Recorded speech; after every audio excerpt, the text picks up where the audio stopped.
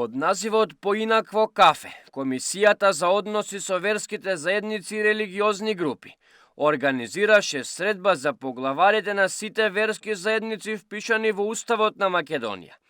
и млади студенти, ученици и верници на сите заедници.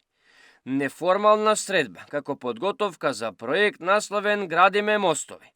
Оваа иницијатива има за цел да прерасне во плодна соработка, од каде ќе се раѓаат идеи, ќе се гради поубаво и подобро општество. Оваа средба е всушност подготвителна активност од еден проект кој што го планираме во текот на 2026 година, кој е насловен како Градиме мостови. Целта на самата активност е да дадеме акцент на духот на заедништво, сплотеност и толеранција, кој всушност се негува во нашата држава помеѓу верските заедници.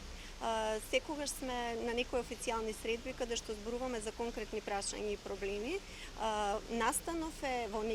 со неформален карактер и има за цел да каже, односно да и покаже на јавноста дека ние неформално негуваме добри врски помеѓу себе, дека имаме меѓусебна почит, дека шириме љубов помеѓу себе, што всушност е олицетворение на секој еден верник. И верските заедници се всушност оние кои што треба да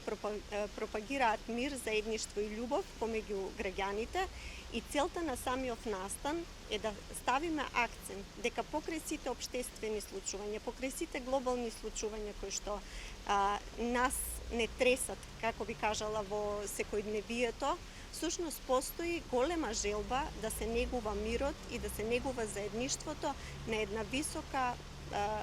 едно високо ниво. На средбата беа поглаварите на православната црква, католичката црква, исламската верска заедница, еврејската заедница и евангелско-методистичката. На денешната средба, која е во организација на Комисијата за односи со верските заедници и религиозните групи, ќе бидат присутни 5 верски лидери на 5 уставно признати верски заедници, деканите на високообразовните верски институции, студенти од истите, како и млади луѓе од останатите верски заедници, како што се еврејската заедница, католичката црква и евангелско-методистичката црква. Значи правиме спој на млади луѓе и неформално го одбележуваме почетокот на академската година, а во меѓувреме правиме и еден настан на вмрежување кој што има за цел да испрати порака дека младите луѓе од различни верски заедници живеат во меѓусебен диалог, соживот и толеранција. Во време на големи турбуленции во светот, Македонија мора да продолжи да живее во соживот, а за меѓусебна толеранција и почит. Особено е голема улогата на верските лидери,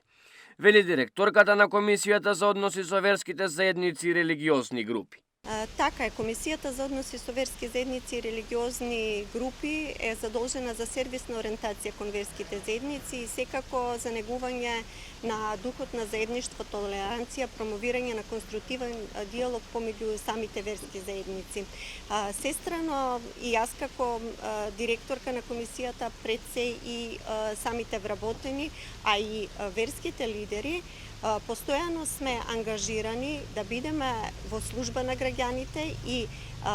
да кај граѓаните пропагираме еден дух на заедништво и меѓусебна почит. Затоа што во овие времиња навистина ни се потребни такви иницијативи со кои што ние кај луѓето ќе го иницираме и ќе го поттикнеме доброто во нив. Бидејќи глобалните случувања за жал алудираат на нешто сосема поинакво кое што предизвикува човечкото и доброто во нас да се изгуби. Верските заедници, верските лидери може да бидат големи промотори, а и самата комисија на мирот и на заедништвото, и ние сестрано се држиме до таа наша иницијатива, до тие наши, како би кажала, работни задачи кои што ни се всртани ингеренции кои што ги имаме да действуваме во општеството, и понатаму ќе продолжиме да работиме на тој план како би можеле кај граѓаните да ја всадиме идејата дека ние можеме да живееме во мир, можеме да живееме во мирно општество доколку се ослободиме од сите стереотипи и од сите оние општествени сценарија кои што некој се обидува да ни ги наметне. Средбата траеше повеќе од 1 час, а помина во одлична атмосфера во која младите меѓусебно се запознаваа и дискутираа по повеќе прашања.